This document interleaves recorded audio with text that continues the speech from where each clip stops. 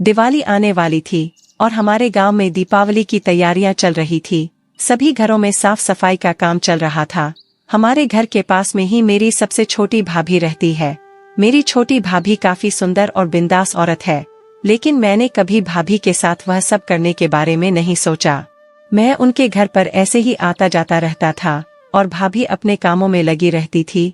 कभी कभी मुझे गोल मटोल देखने को मिल जाता था, लेकिन मैं सिर्फ देखकर ही रह जाता था, लेकिन कुछ करने की मेरी कभी हिम्मत नहीं हुई। एक दिन दोपहर में ऐसे भाभी के घर गया और जैसे ही मैंने गेट खोला तो उनका नजारा देखकर मैं एकदम से ठहर गया।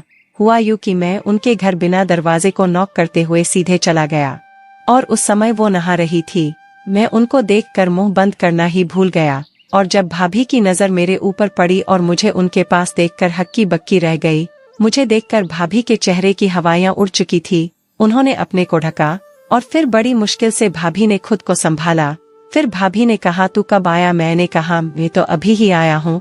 वह गेट खुला हुआ था तो मैं सीधा अंदर ही आ गया। भाभी बोली, हाँ वो मैं गेट को अंदर से बंद करना भूल गई थी। कहानी को आगे बढ़ने से पहले मेरी आपसे छोटी सी गुजारिश है, चैनल को सब्सक्राइब कर ले। चलिए आप कहानी को आगे बढ़ते हैं।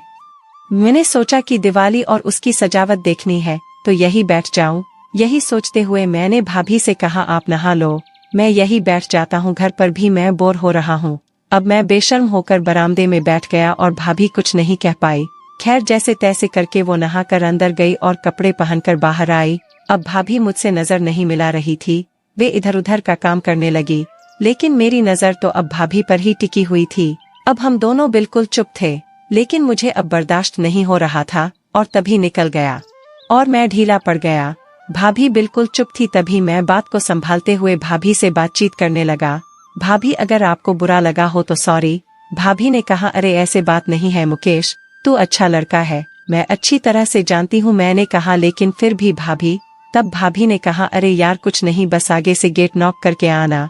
मैंने कहा, ठीक है भाभी। फिर भाभी ने हमारे लिए चाय बनाई और मैं चाय पीकर घर आ गया। घर आने के बाद पूरी रात मेरे सामने वो सब घूमता रहा। मैं भाभी के साथ वह सब करने के बारे में सोच रहा था, लेकिन दिल गवाही नहीं दे रहा था। लेकिन दिवाली का नजारा मुझको चैन नहीं लेने दे रहा था। तभी मैंने पक्का इरादा कर लिया कि अब जो भी हो जाए अपनी कोशिश तो पूरी करूंगा। मैं आपको बता दूं कि भाभी की उम्र उस समय लगभग 30 साल रही होगी और उनका फिगर 32, 34, 36 था। दिखने में भी वो काफी सुंदर और अच्छी लगती थी। कोई भी अगर भाभी का नजारा देख लेता तो भाभी को वहीं के वहीं कर देता। ज्योति भाभी स्वभाव की भी अच्छी थी। खैर मैं अगले दिन फिर भाभी के पास गया। भाभी आज भी घर में अकेली थी, बच्चे स्कूल गए हुए थे। अब मुझे कैसे भी करके भाभी को मनाना था। भाभी काम कर रही थी और मैं बस देखे जा रहा था।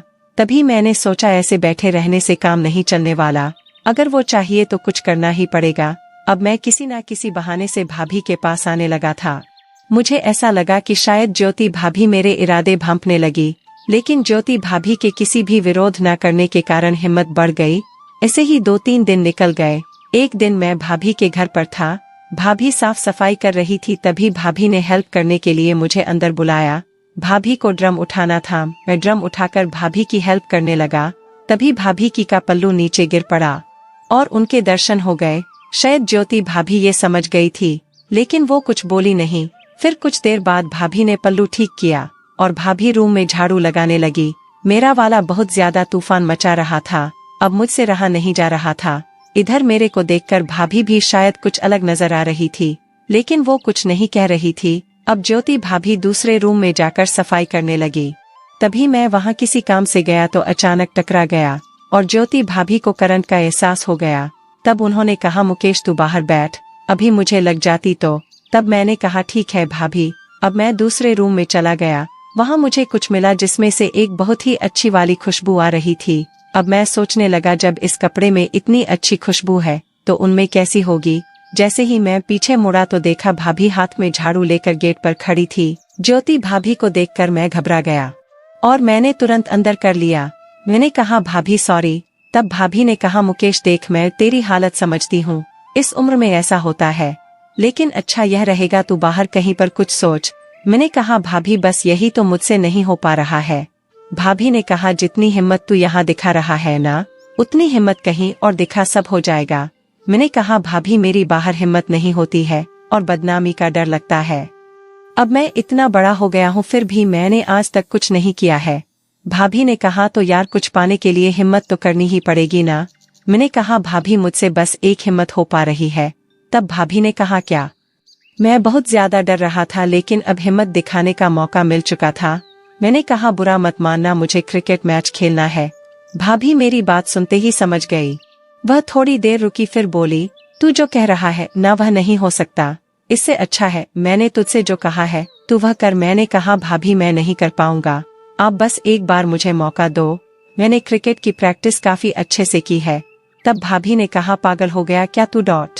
मैं तेरी भाभी हूँ, तुझे सही सलाह दे रही हूँ और तू मुझ पर प्रेशर डाल रहा है। मैंने कहा तो भाभी क्या हुआ, आप बहुत ज्यादा खूबसूरत भी हो और रही बात रिश्ते की तो आप मेरी भाभी लगती हो और मैं आपकी ले सकता हूँ। भाभी ने कहा थोड़ा कम बोल। मैंने कहा इसमें कम बोलने वाली क्या बात है। इतना बोलने के बाद मैं वापस घर आ गया और रात सोचते सोचते ही गुजर गई। शायद अब भाभी को भी चाहिए था लेकिन वो कुछ बोल नहीं पा रही थी। शायद उनके अंदर का ये डर रहा होगा या समाज का डर रहा होगा।